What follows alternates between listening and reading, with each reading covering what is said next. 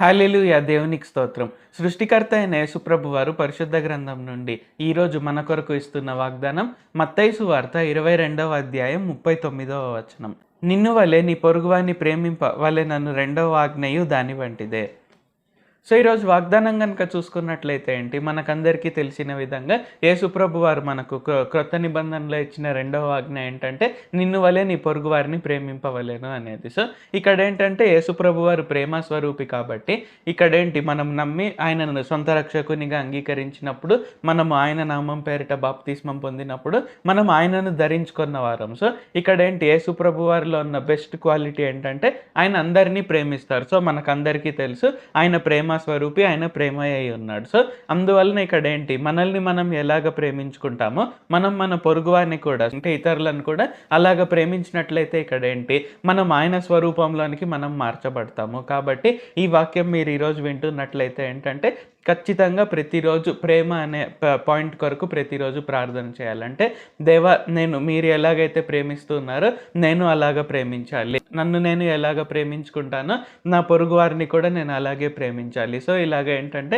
మనం ప్రతిరోజు ప్రార్థన చేసినట్లయితే ఏంటంటే ఆయన శక్తిని, ఆయన సామర్థ్యాన్ని మనకిచ్చి మనం ప్రేమించే విధంగా చేస్తాడు. సో, ఇక్కడ యేసుప్రభు వారు మనల్ని కూడా ఎలాగ కొలుస్తారు అంటే, మన పొరుగు వారిని మనం ఎలాగ ట్రీట్ చేస్తున్నాము అనే దానిపైన ఆయన మనల్ని మెజర్ చేస్తారు, కొలుస్తారు. కాబట్టి ఆయన మెజర్ చేసినప్పుడు మనం కరెక్ట్‌గా ఉండాలంటే ఏంటంటే, ఖచ్చితంగా ప్రేమలో మనం ప్రతిరోజు ఎదుగుతూ ఉండాలి. మనల్ని మనం ఎలాగ ప్రేమించుకుంటామో మన పొరుగు వారిని కూడా అలాగ ప్రేమించాలి. అది చాలా ముఖ్యమైనది. యేసుప్రభు వారు ప్రేమ స్వరూపి కాబట్టి, మనము ప్రేమ స్వరూపులమైతే ఏంటంటే, ఆయన ఎలాంటి అధికారం అయితే కలిగి ఉన్నారో మనము అలాంటి అధికారం కలిగి ఉంటాము. ప్రార్థించుకుందాం.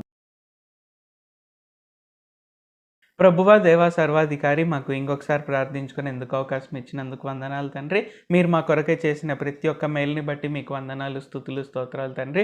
క్రొత్త నిబంధనలో మీరు మాకు ఇచ్చిన రెండవ ఆజ్ఞలలో రెండవది నిన్ను వలె నీ పొరుగు వారిని ప్రేమింపవలెను అని తెలియజేసినందుకు వందనాలు తండ్రి. కావున ఈ ప్రార్థనలు ఎవరెవరైతే పాల్గొంటున్నారో వారు ప్రతిరోజు కూడా ప్రేమ కొరకు ప్రార్థన చేయుటకు మీ నుండి శక్తి పొందుకొని, మీ నుండి సామర్థ్యము పొందుకొని, వారిని వారు ఎలాగ ప్రేమించుకుంటున్నారో వారు పొరుగు వారిని కూడా అలాగ ప్రేమించి మీ స్వరూపంలోనికి మార్చబడుటకు సహాయం చేయండి. మీరు ఎట్టి అధికారం కలిగి ఉన్నారో వారు కూడా అట్టి అధికారం కలిగి వారు ఉన్నత రీతిలో ఎదుగుటకు, అనేక మందిని మీ కొరకై రక్షించుటకు సహాయం చేయండి. నజరేయుడైన సర్వశక్తిగల యేసుక్రీస్తు నామములో ప్రార్థిస్తున్నాం తండ్రి. ఆమేన్. Thank you Jesus. దేవుడు మిమ్మల్ని ఆశీర్వదించును గాక.